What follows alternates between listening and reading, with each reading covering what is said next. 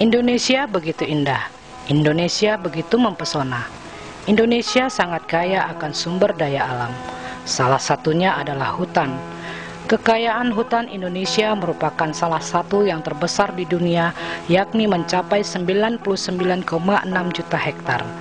Hasil hutan dapat dimanfaatkan untuk berbagai macam kebutuhan manusia, antara lain kayu dan bambu yang dapat dijadikan perkakas rumah tangga, serta berbagai jenis tumbuh-tumbuhan sebagai bahan obat-obatan tradisional. Salah seorang yang begitu mengerti akan manfaat dari hasil hutan adalah Bapak Franciscus Saverius Adam, atau yang sehari-harinya dipanggil Pak Adam. Lahir di Desa Sajingan 17 Agustus 1942 dan berprofesi sebagai seorang petani. Kendati hanya sebagai seorang petani, Pak Adam cukup aktif membantu dalam memajukan desanya. Pada tahun 1962, Pak Adam hijrah dari tanah kelahirannya ke Desa Bagak, yaitu desa yang terletak 20 km dari kota Singkawang.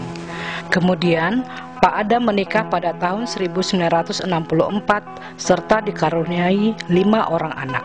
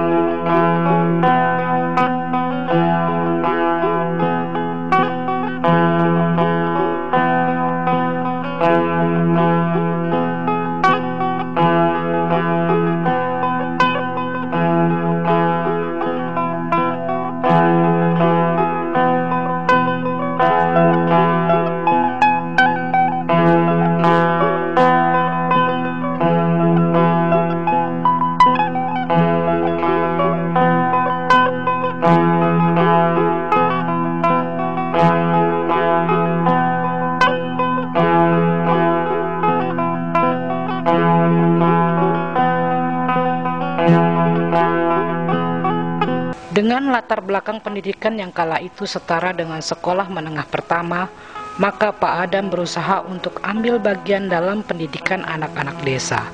Paling tidak, anak-anak bisa membaca dan berhitung, tutur beliau. Karena kepedulian beliaulah, maka pada tahun 1968 sampai tahun 1999, Pak Adam dipercaya oleh masyarakat sekitar untuk menjadi kepala desa Bagak. Dan saat ini, Pak Adam di masa pensiunnya masih dipercaya sebagai salah satu penasehat adat suku Sabinua atau Dayak Selako. Pak Adam adalah pribadi yang tidak pernah henti-hentinya mencari kesibukan. Bahkan di usianya yang sudah mencapai 75 tahun, beliau masih terus berkreasi dan berkarya. Saat ini, Pak Adam menyibukkan dirinya dengan menghasilkan kerajinan kulit kayu, dari topi, baju adat, dan lain sebagainya.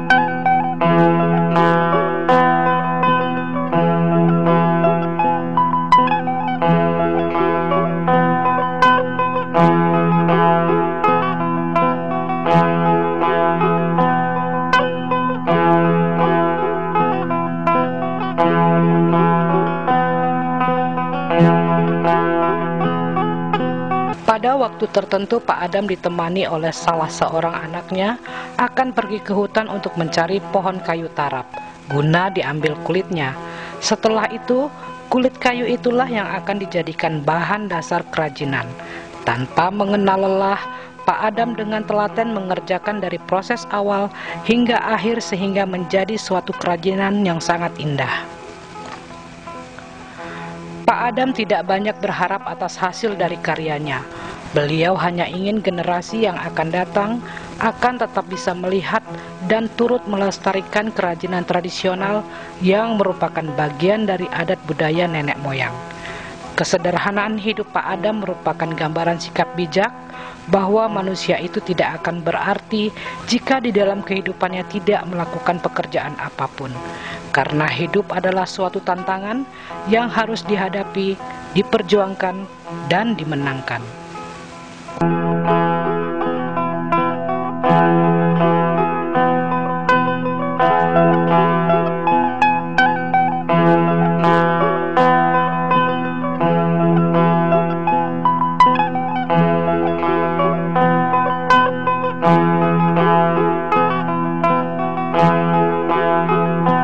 Assalamualaikum warahmatullahi wabarakatuh.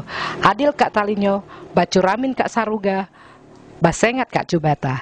Halo Singkawang, saat ini saya sudah bersama Bapak Adam, yaitu salah seorang pengrajin kulit kayu yang ada di kota Singkawang, khususnya di daerah Bagak.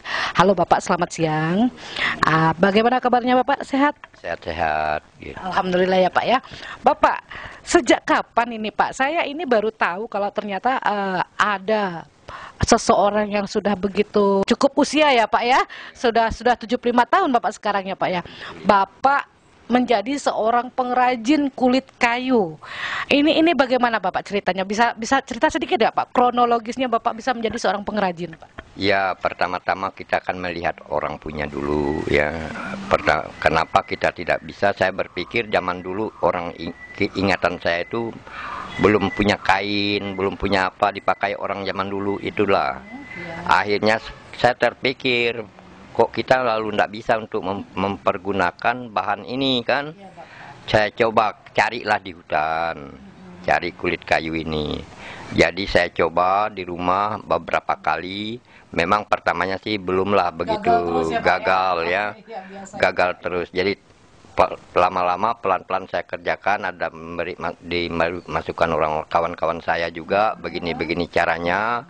Akhirnya saya dapatlah mengolah sekedarnya lah gitu, secara manual. Saya lihat ini memang sangat manual ya Pak ya? Iya, manual. Ini dari kulit kayu diambil di hutan. Iya. Kemudian bagaimana cara penyamakannya, atau ini kan melalui proses Pak ya? Iya. Sehingga harus jadi lembut. Kan kulit kayu itu keras Pak ya? Iya, betul. Secara yang Bapak kerjakan selama ini Pak? Secara ada bahan umpamanya, kita kan melapaskan dari batang, dari pohon itu kulitnya dulu. Ya.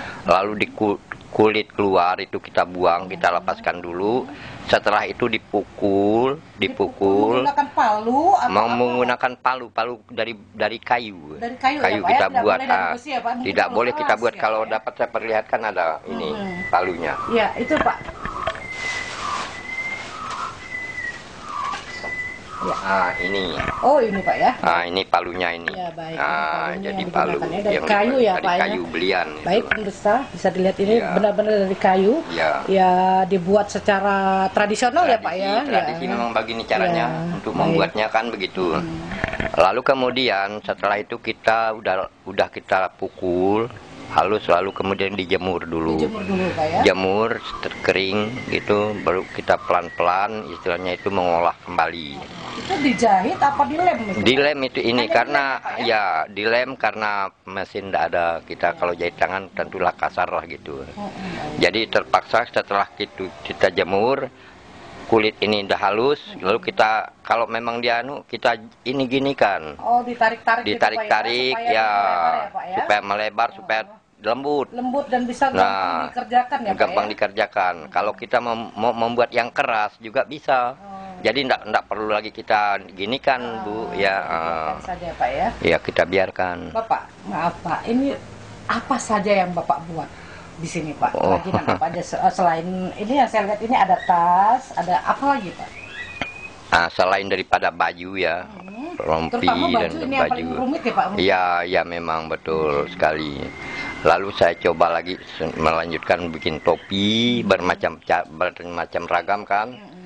Lalu bikin tas juga seperti yang kita lihat sekarang. Bapak, untuk satu jenis kerajinan seperti topi ini Pak ya, ini berapa lama Bapak mengerjakannya Pak?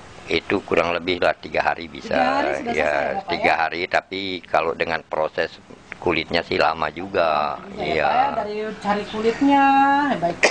Iya, jadi kulit, jadi. Yang paling lama di sini mengerjakan apa Pak? Yang paling lama saya tidak mengerjakan apa, cuma jadi kepala desa yang paling lama 30 tahun. Ini untuk kerajinan. Oh, yang paling lama baju itu. Pengerjaannya. Baju yang paling lama ya Pak ya. Yang begini-gini topi pun sakit juga, ini payah ini. Baik. Lihatnya begitu. Tas saya buat. Sudah adakah Pak anak-anak sekolah atau Bapak diminta oleh sekolah-sekolah untuk mengajarkan kerajinan ini Pak? Belum. Belum ada ya Pak? Belum ada yang datang mungkin ingin belajar Bapak ke sini? Ada yang datang hanya melihat. Malah kalau ya belajar dari Bapak belum, ya Pak ya. Belum. Untuk produk-produk yang Bapak buat ini pernahkah dibeli oleh orang luar negeri yang datang berkunjung ke sini Pak? Sudah. Pernah dari Jakarta juga udah pernah dibawa. Lalu ke Korea juga ada. Ya kalau dari Jepang kemarin enggak bawa dia. Lalu yang dari Amerika Bu Nengsi ada bawa gitu kerajinan. Bapak, ini untuk satu selempang ini ada saya lihat selempang di seperti apa ya, itu Pak ya? Itu apa itu Pak? Yang panjang. Yang selempang. Ya. Itu apa itu Pak? Itu sebenarnya selempang untuk ini menari atau apa? Untuk menari dan untuk umpamanya kalau ada pidato apa gitu kan kita selempangkan begini, disilang gini dia.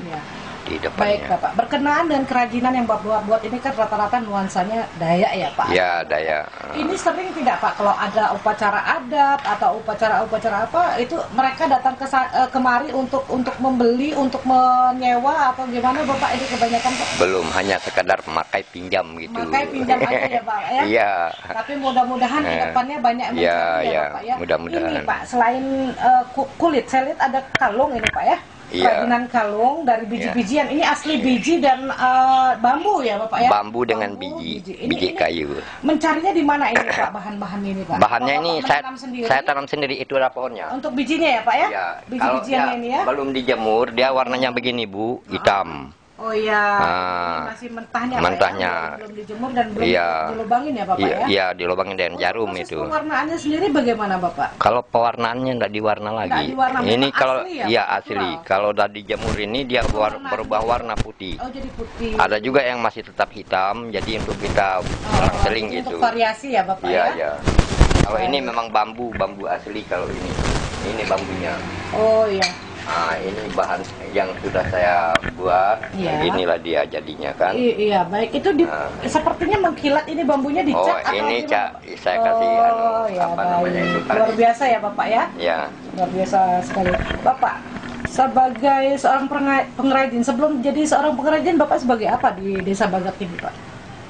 Kalau kita cerita masalah apa ya, kita di masyarakat itu banyak sekali membantu masyarakat lah, tentunya di bidang sosial lah gitu. Pertama jadi pengurus adat, jadi penasihat adat Sabinua di sini, Binua Gantung Sekawakung dulunya kan. Lalu kemudian sebelumnya lagi saya itu memang jadi kepala desa di Bagak 30 tahun 99 baru saya berhenti. Ya dari tahun 68 ya. Jadi sama dengan Soeharto lah gitu kurang lebih Pak Harto. Bapak, saya ingin bertanya lagi. Sebagai seorang kepala desa ya Pak, sempat lama menjadi kepala desa di Desa Bagak ini. Bapak kira-kira tahu persis tidak Pak? Ya walaupun tidak persis, ini berapa banyak sebenarnya suku Dayak yang ada di Singkawang ini Pak sebenarnya? Kalau suku Dayak yang ada di Singkawang sih subsuku aja lah gitu ya, subsuku. Jadi termasuk yang mungkin ada yang pengetahuan saya ada 5 berapa ya. Apa saja? Jadi suku Dayak Iban, ya Iban ada. Ada ya Pak ya. Lalu Dayak Selako, lalu Dayak dari Kapuas Hulu juga ada. Kapuas Hulu itu suku apa ya? Nggak tahu saya Keharingan ke apa ada juga ya. Ada di sini juga ya Bapak ya? Tapi mengenai suku nih Bapak, tadi saya sempat mengucapkan salam nasional Dayak itu Bapak, Adil Kak Kalino itu Pak ya. Sekarang untuk Dayak yang Bapak sebagai kepala desa di sini, Dayak Selako ya Bapak ya. Itu ada salam khusus nggak Pak untuk Dayak Selako di sini? Memang ada salam khusus Dayak Selako, tapi belum dikenal orang sini. Oh begitu ya Pak ya. Ya ini saya temukan di daerah saya sana Sajingan. Oh iya. Nah, daerah Badan, karena di sana masih daerah itu Dayak Selako. Dayak Selako semua sampai ke Malaysia sana di daerah Lundu. Itu Pak. Kira-kira bisa nggak Pak? Kalau saya itu bisa menyebutkan kalau apa namanya itu moto kah apa ya? Seperti moto gitu Pak. Iya, ataupun kata orang Dayak Selako ini Pak ya, suku Dayak Selako. Jadi khusus Dayak Selako begini Bu. Dia tidak menyebutkan Talino tapi Taino. Jadi pakat baya kataino katanya kan, bajejek ke Saruga mempaut kajubata. Apa artinya saya bisa jelaskan kalau itu. Kalau kalau umpamanya ini yang pertama ya, pakat baya kataino, artinya di dunia ini apapun yang akan kita usahakan, kita laksanakan, kita kerjakan itu harus dengan mupakat, baik dalam organisasi maupun dalam keluarga, yaitu harus dengan mupakat baru bisa terjadi. Kemudian bajejek kasaruga, artinya itu marilah kita ajak anak cucu kita ataupun keluarga kita menuju jalan yang baik, menuju jalan ke surga, itu menuju jalan yang benar artinya kan. Lalu kemudian mempaut kejubata kepada Tuhan yang Maha Kuasa Maha, itulah tempat kita berpegang. Itulah memang saya pikir tiga unsur itu dipegang kita udah cukup. Sudah cukup ya Bapak? Sudah cukup baik. Baik Bapak, untuk artinya sendiri tadi sudah Bapak sebutkan ya Pak ya. Sekarang cara menjawab dari salam itu Pak, apa Pak? Menjawabnya, kalau saya pribadi ini ya, ini belum termasuk budaya yang sebenarnya, tapi pribadi saya, alangkah baiknya dijawab dengan sunia diri sabinua. Itu. Jadi itulah artinya artinya kita selamatlah semuanya di antara sebenua inilah gitu, benua Selako, benua Ganduk. Baik Bapak, kembali kepada kerajinan Bapak ini. Pak, kerajinan Bapak ini pernah diikut sertakan pameran atau tidak Pak? Udah pernah, di Singkawang pun pernah, tapi dulunya masih dalam skala sederhana lah gitu ya. Lalu kemudian pernah ke Kalimantan Timur. Ya, dalam rangka pameran juga dibawa. Kemudian setelah itu tahun berapa saya lupa ya, ke Bali itu. Ke Bali. Tahun 2012 atau 2011. Iya. 2011 tidak salah saya. Dibawa ke Bali pameran. Jadi dapat peringkat 5 se-Indonesia itu. Iya, ini untuk barang-barang iya, kerajinan. Ada desa wisata ya Pak? Iya, desa wisata iya, peringkat desa wisata itu peringkat 5. Peringkat 5 juga. Iya, waktu ke Bali. Iya, Bapak. Iya. Bapak, ini harapan Bapak ke depannya ini Pak, mengenai kerajinan yang Bapak buat ini apa Pak? Sebenarnya saya tidak mengharapkan apa ya, hanya saya meninggalkan supaya ada kesan di kemudian hari untuk anak cucu kita dan para generasi ya. Mudah-mudahan para generasi itu dapat melanjutkan, itu maksudnya. Dan lagi saya itu hanya sebagai contoh, membuat contoh teladan lah gitu. Beginilah cara orang terdahulu daripada kita itu cara berpakaian begitu. Jadi jangan sampai kita hanya mendengar cerita, tapi tidak ada kenyataan. Tidak melihat kenyataan. Ini merupakan suatu warisan ya Pak? Warisan lah nanti anak cucu kita nanti, untuk para generasi muda tentunya khusus. Mungkin Bapak ada pesan-pesan untuk generasi muda Pak? Ya mudah-mudahan lah kalau memang generasi muda itu bisa bertanya ataupun bisa mengikuti jejak kita.